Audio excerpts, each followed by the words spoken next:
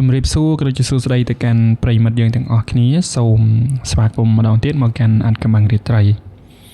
ថ្ងៃនេះយើងនឹងនាំអ្នកទាំងអស់គ្នាទៅតាមដានសាច់រឿងថ្មីហើយមុននឹងចូលទៅដល់សាច់រឿងខ្ញុំសនំពរឲ្យពុកម៉ែបងប្អូនជួយចុច Subscribe ម្នាក់មួយនិងចុចសញ្ញា Like សង្ឃឹមថាពុកម៉ែបងប្អូនមិនចិត្តកំណាញ់ទេគ្រាន់តែ Subscribe មួយហើយបើសិនជា Subscribe យើងនឹងទទួលបាននៅវីដេអូថ្មីបន្តទៀតចឹងណាហើយឥឡូវនេះដើម្បីកុំឲ្យខាតពេលវេលាយូរយើងនឹងចូលទៅតាមដានលម្អិតនៅក្នុងសាច់រឿងមួយនេះទាំងអស់គ្នាជំរាបសួរក៏ដូចជាសួស្តីទៅកាន់ប្រិយមិត្តយើងទាំងអស់គ្នាសូមស្វាគមន៍ម្ដងទៀតមកកាន់អត្តកម្បាំងរាត្រីយប់នេះយើងនឹងនាំអ្នកទាំងអស់គ្នាទៅតាមដានសាច់រឿងថ្មីដែលរឿងមួយនេះពាក់ព័ន្ធជាមួយនឹងការចង់បានរបស់អ្នកដតីចង់បានរបស់មក free សាច់រឿងមួយនេះដែរគឺខ្ញុំបានមកពីបងស្រីម្នាក់ដែលគាត់រស់នៅក្នុងភូមិជាមួយនឹងអ្នកដែលបានកើតហេតុប៉ុន្តែមុននឹងចូលទៅដល់សាច់រឿងខ្ញុំសូមឲ្យពុកម៉ែបងប្អូនមេត្តាជួយចុច Subscribe ម្នាក់មួយដើម្បីទទួលបាននៅវីដេអូថ្មីព្រោះថាការ Subscribe របស់ពុកម៉ែបងប្អូនគឺជាកម្លាំងចិត្តសម្រាប់ខ្ញុំផលិតវីដេអូបន្តទៅទៀតខ្ញុំសង្ឃឹមថាពុកម៉ែបងប្អូនមិនកំណាញ់ទេគ្រាន់តែ Subscribe ម្នាក់មួយឥឡូវនេះដើម្បីកុំឲ្យខាតពេលវេលាយូរយើងនឹងចូលទៅតាមដានលម្អិតនៅក្នុងសាច់រឿងមួយនេះទាំងអស់គ្នាសម្រាប់ជំនឿការជឿទៅលើរឿងកំណប់ឬក៏ចង់បានរបស់អ្នកដតីបងប្អូនទាំងអស់គ្នាដឹងហើយថាមិនថាសង្គមណាឬក៏សង្គមណាទេគឺប្រសិនបើយើងចង់បានរបស់អ្នកដតីហើយយករបស់គេទាំងដែលម្ចាស់គេឬក៏ភាគីដតីមិនព្រមឲ្យដោយចិត្តនោះគឺវាមិនបានសុខទេវានឹងក្តៅក្រហាយមិនថាពេលបច្ចុប្បន្នឬក៏ទៅអនាគតឬក៏យូរនឹងឆាប់ជាពិសេសគឺកើតឡើងនៅក្នុងពេលបច្ចុប្បន្នតែម្ដងដោយសាច់រឿងមួយនេះអញ្ចឹងគឺមានគ្រួសារមួយគាត់ពីរអ្នកប្តីប្រពន្ធជាក្រុមគ្រួសារមួយដែលដំបូងឡើយគឺគាត់ក្រមែនទែនគាត់ពីរអ្នកប្តីប្រពន្ធគាត់នឹងរកស៊ីដើរស៊ីឈ្នួលកោះដីគេរឿងនេះដែរខ្ញុំភ្លេចប្រាប់បងប្អូនគឺកាលពី25ឆ្នាំមុនគឺពីមុនគឺតាមជនបទស្រុកស្រែចំការគឺក្រណាស់គ្រួសារមួយគាត់អត់ដឹងថាប្រកបមុខរបរអីទេដោយសារថាធ្វើការហ្នឹងឲ្យរួចតែកម្រៃបានមួយពេលយកចិញ្ចឹមគ្រួសារទេហើយយើងត្រឡប់ទៅវិញសាច់រឿងយើងគ្រួសាររបស់គាត់ហ្នឹងគាត់ដើរស៊ីឈ្នួលអ្នកប្តីប្រពន្ធគាត់ហ្នឹងកោះដីដើម្បីបានកម្រៃយកអ្នកខ្លះក៏ដូរអង្ករអ្នកខ្លះក៏ដូរមាន់ដូរត្រីដូរអីចឹងទៅដើម្បីយកមកដោះស្រាយជីវភាពគ្រួសារហើយក្នុងគ្រួសាររបស់គាត់ហ្នឹងមានកូន4នាក់កូនប្រុស2នាក់កូនស្រី2នាក់ហើយពួកគាត់ពេលហ្នឹងកូនគាត់តូចថែមទាំងបន្ទុកផងគឺគ្រួសាររបស់គាត់គឺលំបាកខ្លាំងមែនទែនសឹងតែថាពីមុនឡើយពីអ្នកប្តីប្រពន្ធលំបាកហើយថែមកូនមក4នាក់ទៀតគឺរត់តែលំបាកខ្លាំងថ្ងៃមួយគាត់បាននាំកូននិងក្រុមគ្រួសាររបស់គាត់ទៅស៊ីឈ្នួលកោះដីអ្នកនៅក្នុងភូមិដោយម្ចាស់ដីនោះគាត់ប្រាប់ថាគាត់នឹងដូរជាស្រូវឲ្យចំនួន10ថាំងបើតាមជនបទគឺយើងថ្លឹងទៅប្រហែលជាចូលពី300គីឡូដែរចឹងណាដើម្បីដោះដូរជាថ្នូរនៃការកោះដីហ្នឹងហើយដីហ្នឹងទៀតសោតគឺកន្លែងហ្នឹងពីមុនមកគឺជាដីដែលគេកប់កំណប់ការពីសម័យមុនសម័យសង្គ្រាមគឺគេជឿថានៅម្ដុំហ្នឹងមានគេកប់កំណប់ហើយជាក់ស្ដែងគឺក្រុមគ្រួសារគាត់ទៅស៊ីឈ្នួលកោះដីគេហ្នឹងគឺនៅក្បែរហ្នឹងគាត់បានទៅកោះនៅថ្ងៃទី1បាននាំកូននាំប្រពន្ធបានបរទេះគោទៅស៊ីឈ្នួលកោះដីគេដោយថ្ងៃទី1ហ្នឹងអត់មានហេតុការណ៍អីកើតឡើងទេគាត់ក៏ត្រឡប់មកផ្ទះវិញហើយយប់ឡើងប្តីក៏បានសម្រាកទៅក៏បានយល់សប្តិថាមានបរិសចាស់ម្នាក់ស្លៀកពាក់ស ជាអ្នកសំសិលដែលថែរក្សានៅតំបន់នោះដោយសារតែឃើញគាត់នឹងក្រីក្រលំបាកខ្លាំងពេកចឹងហើយក៏បានប្រាប់ថាថ្ងៃស្អែកនៅពេលថ្ងៃត្រង់ម៉ោង 12 ចៅឯងដើរទៅក្បែរទំនប់ទឹកចាស់ហ្នឹងទៅហើយយកចបទៅកោះនៅក្រោមដើមស្នាយហ្នឹងគឺមានក្អមមួយដែលមានទ្រព្យសម្បត្តិមិនច្រើនទេប៉ុន្តែអាចឲ្យចៅហ្នឹងជាមួយនឹងកូនប្រពន្ធហ្នឹងរស់នៅបានសុខស្រួលមួយគ្រាដែរអញ្ចឹងហើយពូម្នាក់ហ្នឹងគាត់ក៏បានភ្ញាក់ពីដំណេកព្រឹត្តក៏គិតក្នុងចិត្តថាតើគាត់នឹងគាត់គួរតែទៅជឿតាមយល់សពរបស់គាត់ឬក៏យ៉ាងម៉េចដែរពេលហ្នឹងគាត់បានកេះប្រពន្ធគាត់ទាំងហើយបាននិយាយរឿងរ៉ាវដែលគាត់បានជួបបានយល់សពហ្នឹងប្រាប់ទៅប្រពន្ធរបស់គាត់ហើយប្រពន្ធរបស់គាត់ហ្នឹងក៏ពុំជឿដែរព្រោះគាត់គិតថាប្រហែលជាការសមាសម័យរបស់ប្តីគាត់ហើយដោយកោះដីនៅម្ដុំនោះអាងតែឮថាដីហ្នឹងគឺធ្លាប់មានអ្នកមានទ្រព្យសម្បត្តិគេយកទ្រព្យសម្បត្តិទៅកប់អញ្ចឹងប្រហែលអាចថាគ្រាន់តែជាការមកមើលឬក៏ការសមាសម័យរបស់ប្តីអញ្ចឹងណាអញ្ចឹងហើយក៏ក្រុមគ្រួសារគាត់ហ្នឹងអត់ជឿទេក៏នៅតែអត់ទៅកោះកំណប់ដែលនៅក្រោមដើមស្នាយហ្នឹងទៀតហើយព្រលឹមឡើងគាត់ក៏បានរៀបចំទឹមរទេះគោនឹងជាមួយនឹងកូនជាមួយអីទៅដោយសពមួយដងដែរហើយបានទៅដល់កន្លែងកោះដីហ្នឹងក៏បានឲ្យប្រពន្ធគាត់នឹងដាំបាយដាំអីហើយកូនគាត់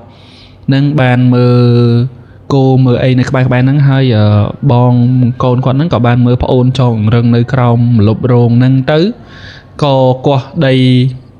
នឹងតាំងពីព្រលឹមទល់ប្រលប់ម៉ោងប្រហែលជា5ជាងបាននាំគ្នាត្រឡប់មកផ្ទះវិញហើយ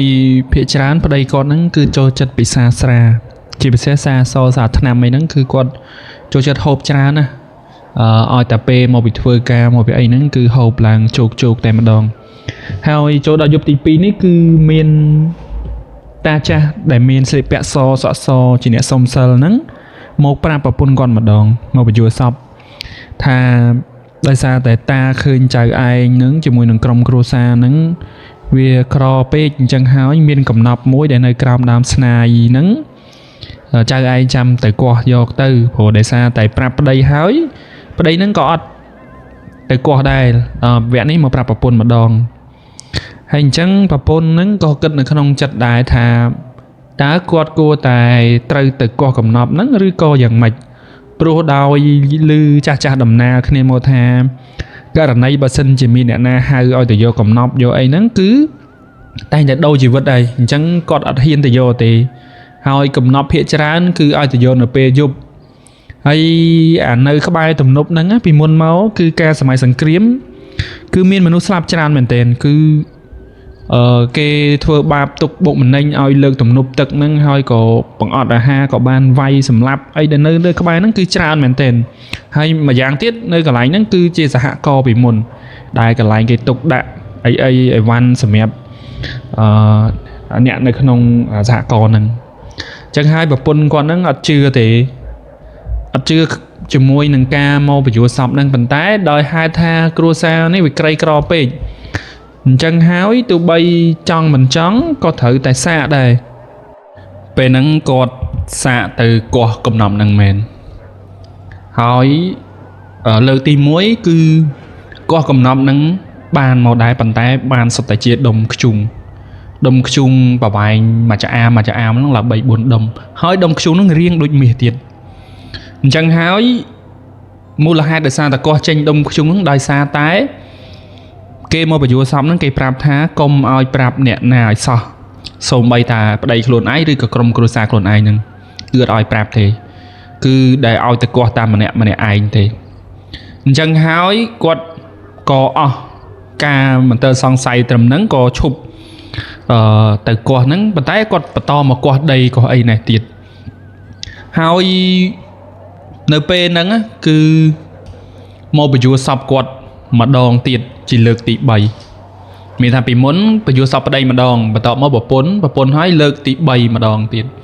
បើយើងនិយាយទៅគឺមនុស្សមានបនិស្ស័យអញ្ចឹងណាមានន័យថាគាត់ ជាតិនេះគាត់ក្រមែនប៉ុន្តែអាចជាតិមុនគាត់មានកំណប់ទ្របមានអីរបស់គាត់ចឹងទៅដែលជាតិនេះនឹងមកបញ្យល់សពឲ្យគាត់វិញអញ្ចឹងហើយក្រុមគ្រួសារគាត់នឹងប្រកបមុខរបរដើរកោះដីស៊ីឈ្នួលគេនឹងជាធម្មតាវិញហើយក៏ប្រកបមុខរបរដូចមុនបន្ទាប់មករំលងបានមួយខែក្រោយមកថ្ងៃមួយគឺគាត់បានបាត់គោដោយសារតែកូនគាត់នឹងមើលគោវាផ្អើលអញ្ចឹងហើយគឺគាត់បានទៅរកគោហើយជាក់ស្ដែងគោនឹងគឺផ្អើលបាត់នៅម្ដុំទំនប់ដែលគេបញ្យល់សពថាមានកំណប់កប់នឹងទៀតអញ្ចឹងហើយថ្ងៃហ្នឹងប្រហែលជាខ្ទង់ម៉ោង5ល្ងាចគាត់បានដើរម្នាក់ឯងកាត់តាមហ្នឹងហើយក៏មានតាចាស់ម្នាក់ដែលស្លៀកពាក់សអង្គុយនៅលើខ្នងទំនប់ហ្នឹងហើយបានបក់ដៃហៅគាត់ថែមទាំងនិយាយថាចៅឯងមកយកកំណប់ផងកំណប់ចៅឯងនៅទីនេះហើយប៉ុន្តែគាត់ពេលហ្នឹងគាត់ដឹងក្នុងចិត្តខ្លួនឯងគាត់ថាប្រហែលជាមិនមែនជាអ្នកសច្ចាំងឬក៏អីទេគឺខ្មោចលងគាត់តែម្ដងប៉ុន្តែជាក់ស្ដែងគឺមិនមែនខ្មោចទេគឺជាអ្នកសច្ចាំងទេដែលមកប្រាប់គាត់ថាកំណប់នឹងមានចឹងហើយគឺគាត់រត់ពីកន្លែងហ្នឹងរហូតមកដល់ផ្ទះហើយពេលរត់មកដល់ផ្ទះហ្នឹងគឺតាហេបតាហប់មែនតើប្តីសួរថាឯងកាត់អីគេបានតាហេបតាហប់ម៉េះគាត់ក៏ប្រាប់ថាខ្ញុំទៅរកគោហ្នឹងក៏មានអ្នកសច្ចាំងនឹងប្រាប់ខ្ញុំថាមានកំណប់ដែលកប់នៅចិត្តទំនប់ហ្នឹងហើយពេលហ្នឹងគឺគាត់អត់ដែរហ៊ានប្រាប់ទៅនរណាគេទេព្រោះដោយសារគាត់ខ្លាចថានៅពេលដែលគាត់និយាយទៅគឺគេអត់ជឿគេអត់អីគាត់ថាចេះតែនិយាយអញ្ចឹងណាអញ្ចឹងហើយក៏យប់ហ្នឹងបន្ទាប់ពីគាត់ជួបហើយគឺគាត់បានទៅគោះកំណប់ហ្នឹងមែនហើយគឺមកបញ្យល់សពម្ដងទៀតគឺតាចាស់ដដែលហ្នឹងមកបញ្យល់សពថាចៅឯងចាំទៅយករបស់នឹងផងដោយសារតែគេរងចាំយូរហើយអត់ឃើញចៅឯងទៅយកទេអញ្ចឹងចៅឯងចាំជួយទៅយកផងហើយពេលហ្នឹងគឺថែមទាំងបញ្ជាក់គាត់ទៀតថាបើសិនជាមកយកកំណប់ហ្នឹងសូមមកតែម្នាក់ឯងបានហើយកុំនាំអ្នកណាមកហើយក៏កុំប្រាប់អ្នកណាគេឲ្យដឹងឲ្យសោះសំបីតែប្តីឬក៏កូនឬក៏សាច់ញាតិផ្សេងហើយកំណត់ម៉ោងទៀតបើសិនជាមកយកពេលថ្ងៃគឺម៉ោង12ពេលល្ងាចគឺម៉ោង9គឺស្ងាត់មនុស្សអស់ហើយនៅក្នុងព្រៃអញ្ចឹងណាអញ្ចឹងហើយក៏បញ្ជាក់ទៀតថាមកយកគឺតែម្នាក់ឯងអញ្ចឹងថ្ងៃហ្នឹងគឺគាត់សម្រេចចិត្តថានឹងទៅម៉ោង12ថ្ងៃត្រង់គាត់ទៅកន្លែងហ្នឹងមែនហើយគាត់ក៏បានកោះមកគឺបានកំណប់ដូចតែអ្វីដែលគាត់យល់សពនឹងមែនគឺបានមាសមកហើយពេលហ្នឹងគាត់អត់ហ៊ានប្រាប់អ្នកណាគេទេគឺគាត់ខ្ចប់មាសហ្នឹងទុកនៅក្នុងកម្មាហ្នឹងតែម្នាក់ឯងប៉ុន្តែនៅពេលដែលក្នុងលក្ខខណ្ឌគាត់ទៅកោះហ្នឹងគេប្រាប់ដែរថាបើសិនជាកោះបានហើយសូមកុំភ្លេចគេឲ្យសោះទី1សាងសង់អាសនៈនៅទីនឹងមួយហើយមុននឹងសាងសង់ហ្នឹងសូមសែនសំណែនមានជ្រូកខ្វៃមានអីហើយមានកម្មវិធីឲ្យអ៊ូអរមកដើម្បីជាការនាំអាវិញ្ញាណដែលនៅចាំហ្នឹងគឺដើម្បីឲ្យគេបានទៅចាប់ជាតិឬក៏អីហើយធ្វើអាសនៈឲ្យបានសមរម្យសម្រាប់គេរស់នៅនឹងមានអ្នកគោរពប៉ុន្តែដោយសារតែភាពខ្លាចគេដឹងថាបានមាសហើយភាពលុបលន់ផងនោះក៏ភ្លេចគិតដល់រឿងដែលអ្នកសច្ចាំងនឹងបានប្រាប់គ្រួសារគាត់ពេលហ្នឹងគឺគាត់អត់ហ៊ានបញ្ចេញថាគាត់បានមាសបានអីទេប៉ុន្តែគាត់បញ្ចេញតាមលក្ខណៈបន្តិចម្ដងមានន័យថាភ្លាមហ្នឹងគាត់អត់បញ្ចេញទេគឺបានរំលងបានប្រហែលជា 3-4 ខែគាត់ចាប់ផ្ដើមទិញនេះទិញនោះបន្តិចម្ដងហើយគឺគ្រួសារគាត់ពេលហ្នឹងគឺរៀងក្រាន់បើមែនទែនហើយពេលហ្នឹងអ្នកភូមិក៏ឆ្ងល់ដែរថាតើរស់ស៊ីអីគេបានមានក្រាន់បើប៉ុន្តែគាត់អត់ប្រាប់គេទេគាត់ថាដោយសារពួកខ្ញុំហ្នឹងសន្សំពីការលក់គោសន្សំពីការកោះដីកោះអីគេអញ្ចឹងណាហើយអ្វីដែលជាការខ្លាំងទៀតនោះគឺពាក្យផ្ដាំថាបើសិនជាមិនធ្វើតាមអ្វីដែលអ្នកសច្ចាំងនឹងបានប្រាប់គឺគ្រួសារនឹងវិនាសតែម្ដងវិនាសហើយគឺវិនាសទាំងវេទនាព្រាត់ប្រាស គ្រួសារទៀតផងហើយរំលងមកបានមួយឆ្នាំគឺគ្រួសារគាត់ទី1ឪពុកប្តីរបស់គាត់ហ្នឹងប្តីរបស់គាត់ហ្នឹងគឺបានធ្លាក់ខ្លួនឈឺគាត់បានព្យាយាមទៅមើលដល់គ្រូដល់អីហើយដល់មន្ទីរពេទ្យដល់អីហើយប៉ុន្តែអត់ស្បើយទេគឺគាត់នឹងឈឺរហូតហើយមួយទៀតស្របពេលហ្នឹងគឺគាត់ចូលចិត្តហូបស្រាអញ្ចឹងហើយនៅពេលដែលទៅពិនិត្យពេទ្យហ្នឹងពេទ្យថាគាត់ហ្នឹងបានខូចគ្រឿងក្នុងបាត់ទៅហើយដោយសារតែគាត់ហូបស្រាច្រើនពេកហើយបើសិនជាទៅរកគ្រូខ្មែរក៏គេនិយាយដែរថាជាប់ពាក្យសម្បត្តិអញ្ចឹងហើយពាក្យសម្បត្តិហ្នឹងគឺពិបាកនឹងដោះណាស់លុះត្រាតែយើងធ្វើតាមគេតាំងពីដំបូងប៉ុន្តែឥឡូវគឺយើងអត់ធ្វើតាមទេធ្វើឲ្យគេខឹងគេសម្បាហើយបារមីគេនឹងខ្លាំងទៀតគឺជាអ្នកសច្ចាំងអញ្ចឹងហើយក៏ពីមួយថ្ងៃទៅមួយថ្ងៃប្តីរបស់គាត់នឹងចេះតែធ្លាក់ខ្លួនឈឺទៅស្គមស្គាំងសោះតែស្បែកនឹងឆ្អឹងទេហើយទោះបីព្យាយាមលេងភ្លេងពិនពៀតថ្វាយនេះថ្វាយនោះថ្វាយអីក៏អត់ជាដែរអញ្ចឹងហើយអាការៈប្តីរបស់គាត់ពីមួយថ្ងៃទៅមួយថ្ងៃចេះតែធ្ងន់ទៅដល់ថ្ងៃមួយគាត់ក៏បានស្លាប់ទៅហើយក៏មុននឹងស្លាប់ហ្នឹងក៏ប្រាប់ប្រពន្ធកូនដែរថាផ្ដាំថាបើសិនជាមានពាក្យសម្បត្តិសូមលាមាត់លាកទៅហើយបើសិនជាសន្យាជាមួយអ្នកណាសូមធ្វើតាមគេផងហើយថែមទាំងផ្ដាំទៀតថាបើសិនជាមាសហ្នឹងយកចាត់ចែងទៅដើម្បីកុំឲ្យគ្រួសារហ្នឹងពិបាកដោយសារតែអត់ពីគាត់ហើយអញ្ចឹងនៅពេលដែលគាត់ស្លាប់ទៅគឺយប់ហ្នឹងភ្លៀងតែម្ដងភ្លៀង2យប់2ថ្ងៃគឺក្នុងកម្មវិធីបុណ្យហ្នឹងគឺភ្លៀងរហូតបន្ទាប់ពីបញ្ចប់កម្មវិធីបុណ្យសពគាត់ទៅគឺមេឃនឹងរាំងហើយរំលងបានមួយឆ្នាំក្រោយមកគឺឪពុកក៏ស្លាប់ទៅហើយគាត់ប្រពន្ធក៏ចាប់ផ្ដើមធ្លាក់ខ្លួនឈឺទៀតហើយពេលហ្នឹងកូនរបស់គាត់រៀងធំដែរហើយកូនដឹងអីហើយក៏បានព្យាយាមទៅមើលម្ដាយយកម្ដាយទៅមើលទៅអីដល់ណាដល់ណីដល់គ្រូដល់អីដូចគ្នា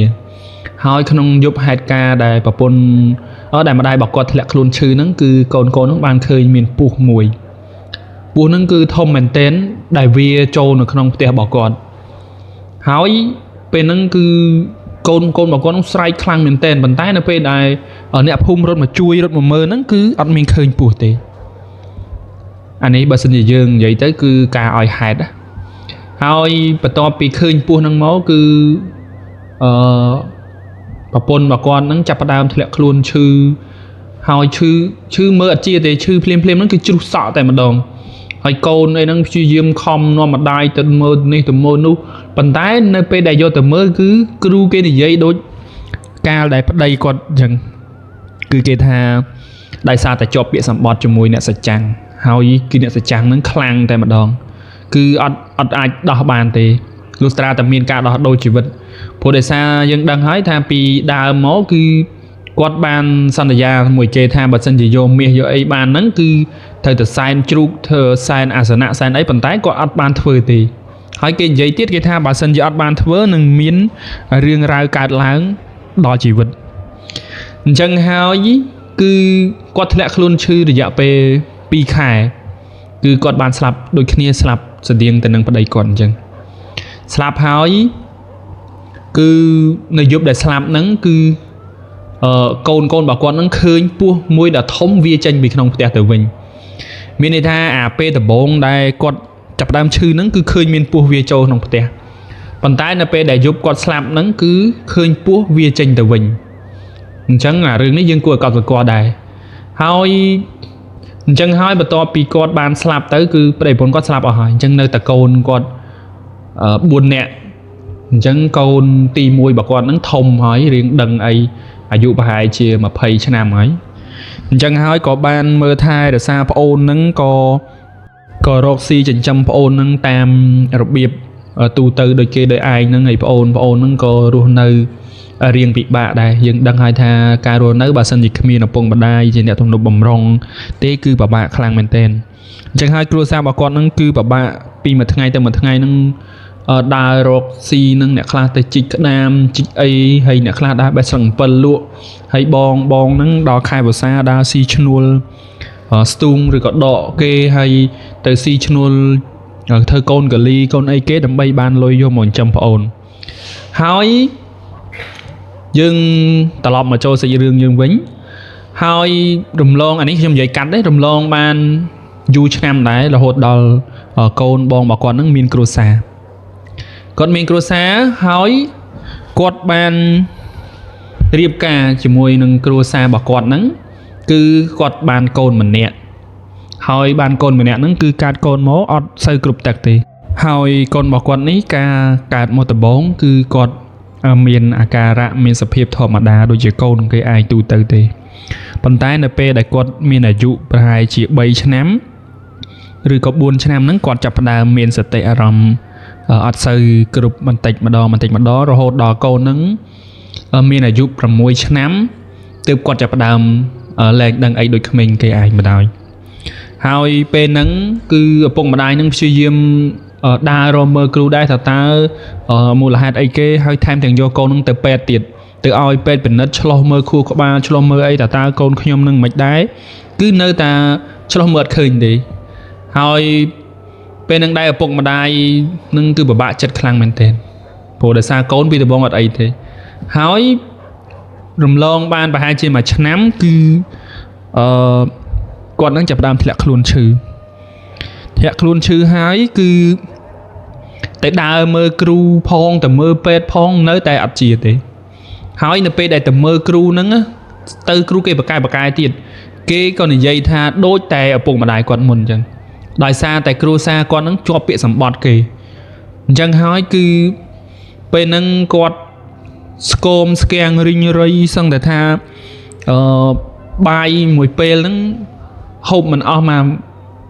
កវែកផងហើយផឹកបានតែទឹកពេលហ្នឹងគាត់ចាប់ផ្ដើមធ្លាក់ខ្លួនឈឺហើយ